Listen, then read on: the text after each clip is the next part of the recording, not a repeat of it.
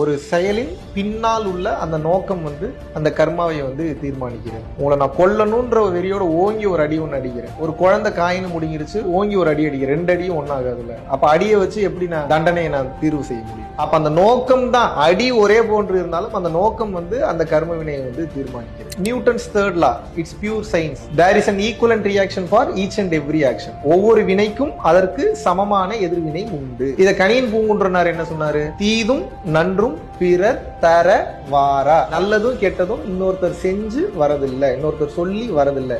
நீ இந்த உலகத்தில் ஒரு எண்ணத்தை வைத்து ஒரு செயல் செய்யும் போது அந்த எண்ணமானது அந்த செயல் மூலமாக அந்த பிரபஞ்சத்துல பட்டு பல மடங்கு செவிற்றில் அடித்த பந்து போல பல மடங்கு உன்னை நோக்கி திரும்பி வரும்.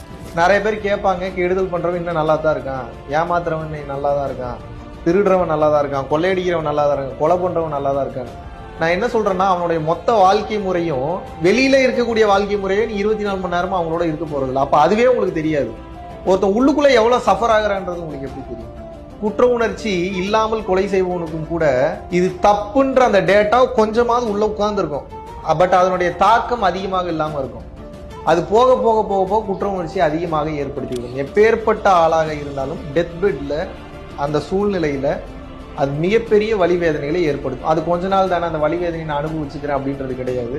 அப்போவும் அனுபவிக்கும், உயிர் போற வரைக்கும் அனுபவிக்கும். உடலை விட்டு வெளியேறிய பின்பும் உடல் இல்லாமல் அது அலைந்து கொண்டே இருக்கும். ஸோ என்னன்னா, இதுல என்ன புரிஞ்சுக்கணும்னா, செய்யக்கூடிய செயல்களை அறம் சார்ந்து தர்மத்தின் வாயிலாக செய்யும் போது அடுத்த பிறவி கிடையாது.